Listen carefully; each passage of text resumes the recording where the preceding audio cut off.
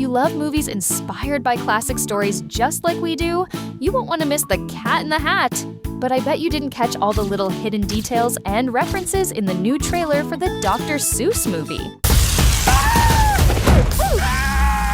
For example, did you notice that the logo for the organization, The Cat in the Hat, belongs to called the Institute for the Institution of Imagination and Inspiration, better known simply as III, is made up of 4 lowercase i's.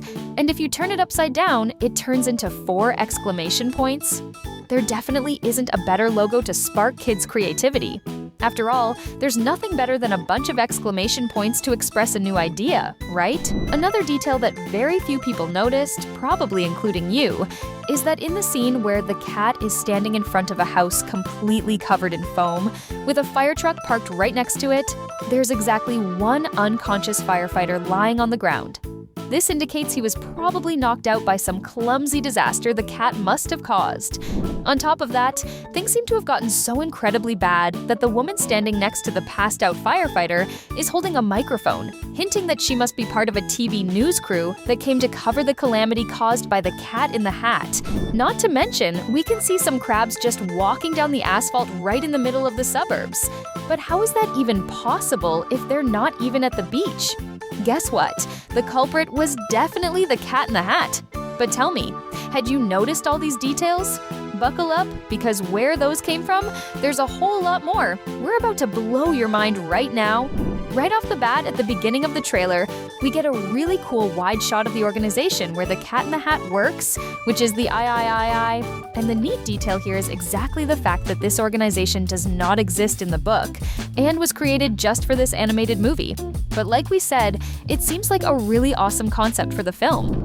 And we can see that there's a gigantic world map in the organization's lobby, indicating that they help kids all around the entire globe. Besides that, we can see several dots being distributed by mechanical hands that help with the job of dispatching the team members. And right on top of the map, there's simply a character just casually walking around as if he weren't hovering roughly 65 feet in the air. Moving forward in the trailer, we can see the company's announcer talking to Sherry from HR, telling her to send the Cat in the Hat to the boss's office. And it looks like anything is possible in this world of imagination, since we see the announcer literally opening up the television screen and handing a document to the lady. The tricky detail is that at the very beginning of the video, this same announcer has his face shown across multiple monitors. Can he do that on all of them? Or does each one of them have a tiny little guy inside who looks exactly like the little guys in the other monitors? To absolutely no one's surprise, the Cat in the Hat appears out of nowhere walking on the treadmill, and right at that moment, we can spot a few really cool things on the bulletin board. For example, we can see a pie chart where the letter E is written 4 times. And inside each slice of the pie chart, there is also an I, which is clearly a pun on the organization's initials. And right next to it, we can see the organization member who was chosen as Employee of the Month, the bug in a mug, making it pretty clear that apparently all I members have names that rhyme just like the Cat in the Hat. Another detail we managed to catch, which we could already suspect from the very first teaser, is that everyone has some item that is white with red stripes. Or could it be that these items are actually red with white stripes? Drop a comment down below with what you think, so we can figure this out with your help. The fact is, Sherry has 3 of these scarves tied around her neck, and the guy with the green fur is also wearing a tie in that exact same pattern. And the little mouse scanning the folder at the very beginning of the trailer is also wearing an outfit with white and red stripes. So basically, it's a trademark uniform for the employees of the Imagination Company. After that, when the cat is in the boss's office, we can see glimpses of other times he visited other kids. And in one of the scenes, we can notice a very interesting detail. If you look behind him, on top of the fireplace mantle, we'll see a picture of someone who looks like the grandmother of the kids the cat is visiting. And notice that right next to this photo, on that very same blue mantle, there is an urn with a picture of the exact same old lady, indicating that this is the urn holding the ashes of the kid's grandma, who was cremated after passing away. Shortly after, the trailer introduces the kids who will be the cat's adventure partners in this new movie. And we can see that they are moving, and on the moving boxes, we get a hint of their names. For instance, we can figure out that the girl with the glasses is named Gabby, and the boy in turn is named Sebastian. And the mom, well, she is just named Mom. The curious detail about the characters' names is that in the book, the story is told by the boy, whose name is never revealed, and his sister is named Sally, which kind of sounds like Gabby but is different. And regarding the kid's mom, whose name is, well, Mom, we can see in one of the trailer scenes that she apparently works at a hospital, probably as a nurse. What led us to believe this is her outfit and her ID badge? They probably moved to another city because of a job opportunity, and Gabby had to leave her school band, as the trailer shows. In a really quick shot, we can notice that the Cat in the Hat is already causing absolute chaos in the kid's house, as we can see that, through the power of imagination, he brought some pretty weird things to have inside an apartment, like a popcorn cart, for example. Plus, of course, a horse wearing roller skates and a helmet, not to mention multiple party cakes, including one that's already smashed on the floor, and a huge mess of party confetti scattered all over the apartment floor.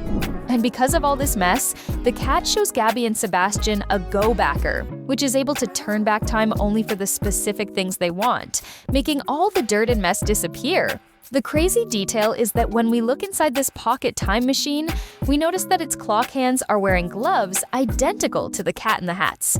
Besides the fact that its numbers have fractions, which definitely leaves anyone looking at it completely confused about how it actually works. Now seriously, after all these details and Easter eggs, I think we deserve your subscription, don't we? As the trailer goes on, we notice something super interesting. Sebastian's socks. Notice that when he is with Gabby on the couch and they both see the Cat in the Hat for the first time, at least in the trailer, he is wearing different but similar socks. Both are white, but one has dark blue accents and the other has red accents. However, further ahead in the next few scenes of the trailer, if you look closely, you'll realize that his white and red sock is completely normal. But his other sock turned into a wildly colorful piece of clothing, featuring pink, green, and yellow, indicating that it was probably the Cat in the Hat who did that to him. It turns out the go-backer ends up falling into one of the moving boxes, and apparently they don't know which one, so they're going to have to go inside the memories contained in all three of them. And at that moment, we start to see that Sebastian seems to love everything related to the ocean. So much so that on one side of his box, there's a shark drawn on it, and on the other, there's an octopus and two little fish, indicating that the goldfish probably belongs to him and not the whole family. But this becomes even more obvious when they are inside the memories of the boy's box, where we can spot several fish in different places. For example, we can see that inside this box, there are two books that confirm this. One book talking about the ocean, and another talking specifically about goldfish. Additionally, we can find drawings of a fish, an orca whale, and a dolphin, not to mention the paper cutout shark too, plus a poster with various kinds of sea creatures on it, along with an action figure that is half pilot and half fish. I guess we could say he's some sort of mermaid pilot, don't you agree? But we also find out that the boy likes other things, like chess, for instance, since we can see the chessboard and some game pieces scattered around the imagination landscape inspired by the inside of his box. And to top it all off, there is also a Rubik's Cube inside, showing that Sebastian really enjoys a good challenge. Now, in what appears to be Gabby's box, we find other things that let us see what the girl's preferences are. Obviously, she loves music, which is why we can see a trumpet and a CD floating around like it's a space object. In fact, it looks like she is using the trumpet as a telescope. Besides that, we can also see some sculptures made out of macaroni that she maybe made in art class at her last school. When they're in the ocean, the scene goes by really fast, but you can tell that the little boat's sail has the cat's trademark, white and red stripes. But the interesting part isn't even that, but rather a school of stingrays swimming underneath the boat that is made entirely out of Sebastian's own, possibly dirty, underwear. And this isn't the only time Sebastian's underwear acts as animals in the kid's imagination. Because right near the end of the trailer, we can see a scene where we spot birds flying in the sky behind the Cat in the Hat, except they don't have feathers or beaks, since they're made entirely out of underwear and socks. Apparently, Gabby likes making paper dolls too, since throughout the trailer we can see several of them near the Cat in the Hat's group, just observing the characters.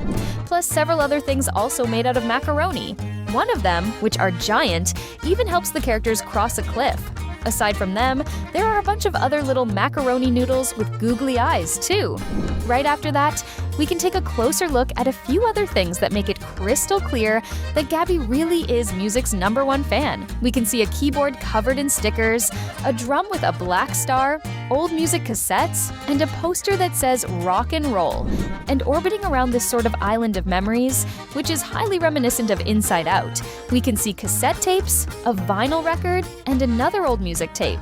Not to mention memories of herself playing the drums. Stepping out of the kid's imagination now, another scene shows a room inside the company where the Cat in the Hat works. And we can spot a poster that reads, I love I. But of course, we couldn't forget to mention the Things, who are super important in the original story. In the trailer, we can see that there are, let me count, 1, 2, 3, 18 things. The curious detail is that in the original book that inspired the movie, there is only Thing 1 and Thing 2. I'm just telling you this because it's a cool thing for you to know. We'll wrap up here, but if you also love everything involving pop culture, check out these 2 video options we're leaving for you on your screen. You can watch either of the 2, you're sure to love them.